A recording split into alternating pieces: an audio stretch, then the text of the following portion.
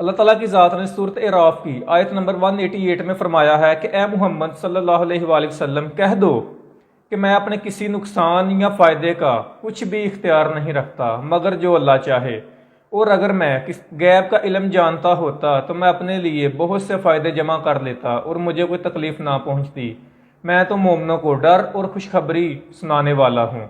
अगर अल्लाह के नबी सल्लल्लाहु अलैहि वसल्लम अपने किसी नुकसान या फ़ायदे का इख्तियार नहीं रखते और ना अल्लाह के नबी सल्लल्लाहु अलैहि वसल्लम गैब का इल्म जानते हैं तो आपके बाबे क्या चीज़ हैं? तुहाडे बाबे ते शै ही कोई नहीं। बिस्मिल्लाहिर्रहमानिर्रहीम। निहायत अदब से मैं सिकंदर भाई आपसे मुल्तमिस हूँ।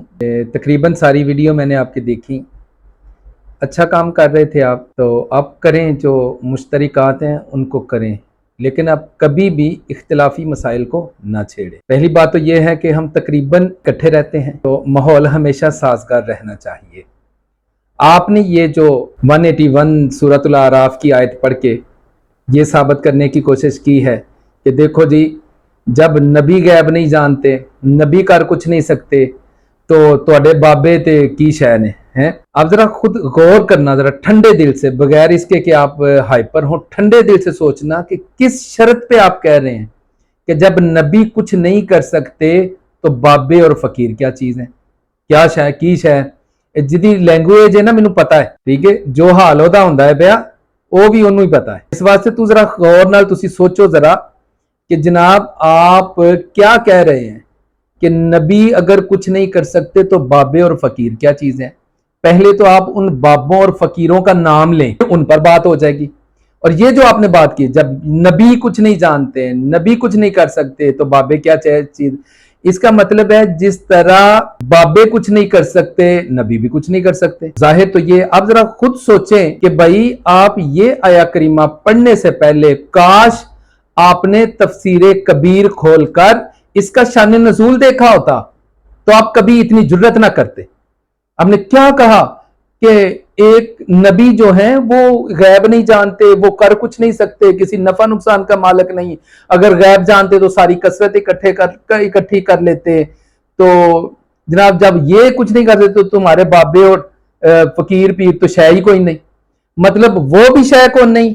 आपने दबे लफ्जों में, छुपे लफ्जों में आप कह नहीं सकते, या फिर आपको पता नहीं चला। जिस तरह आपने बाबों के लिए ये लफ्ज बोला है ना, ऑटोमेटिक सरकार के लिए भी यही लफ्ज आ गया है। छुपे लफ्जों में आप यही कह रहे हैं कि जब नबी कोई शय नहीं तो बाबे और पीर फकीर क्या शय। अब जरा सोचे तो सही, ये आप अपने नबी का तारुफ करवा रहे हैं, ये नबी की तालीम है। चलो, जो आया करीमा आपने पढ़ी है, आपने शान नज़ूल इसका जरूर पढ़ना है, तफसीर खाजन को भी देखना है, तफसीर कबीर को भी देखना है, फिर आपको पता चल जाएगा। अच्छा, नबी गैब नहीं जानते, अल्लाह का कुरान कहता है वअल्लमका मा लम तकुन तालम। भाई इसका क्या माना है? हमने हर वो चीज सिखा दी है जो आप ना जानते थे। अच्छा, अगर गैब जानते होते तो सारी खैर को इकट्ठा कर लेते। भाई ठीक है, कुरान कहता है इन्ना आतईना कल कौसर, ए हबीब हमने आपको खैर कसीर अता फरमाया है। आप किस तरह की बात कर रहे हैं जी? मैं किसी नफा नुकसान का मालिक नहीं। अल्लाह का कुरान तो कहता है सूरह माइदा में कि इन्नमा वलीयुकुमुल्लाह व रसूल, तुम्हारे वली, मदद का दोस्त अल्लाह और उसका रसूल है। और भाई इस आयत का मतलब ये नहीं है, इसका मतलब ये है कि मैं जाती तौर पे किसी नफे नुकसान का मालिक नहीं, मैं जाती तौर पे इल्म गैब नहीं जानता। ये कहां लिखा है जनाब कि जब अल्लाह अता फरमा दे तो फिर भी नहीं जानता? और जो आप ये कर रहे हैं, बातें कर रहे हैं, मुझे जरा बताएं तो सही, ये किस हदीस में लिखा है कि जब पैगंबर कोई शय नहीं तो बाबे और फकीर भी कोई शय नहीं? ये कौन सी आयत पढ़ रहे हैं? किसका तर्जमा कर रहे हैं? ये किस हदीस के तहत है? ये किसका नजरिया है? किस मुहद्दिस ने इसको जिक्र किया है?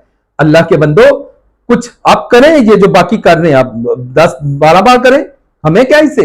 जो मुश्तरकात हैं वो करें, लोगों की बदअमालियां हैं उनको जाहिर करें, अब ये करें। और आपकी बाकी वीडियो आप ना, वो पहले तो मिर्जा पहला था ना, मिर्जा अव्वल गुलाम अहमद कादियानी, मिर्जा सानी जेलम वाला, और आप तीसरे मेहरबानी, आप कोई जगह नहीं। आप जो दीन है ना बस उस पर रहें, जो दीन खालिस दीन है, जिस तरह आप कहते हैं खालिस दीन, उस खालिस दीन की बात करें, इधर उधर की आप बातें ना करें। मैं आपसे बड़ा हूं, ये मैं आपको मशवरा दे रहा हूं, वरना आप जिस मौजू को छेड़ेंगे तो फिर जारी बात है हम भी नहीं छोड़ेंगे।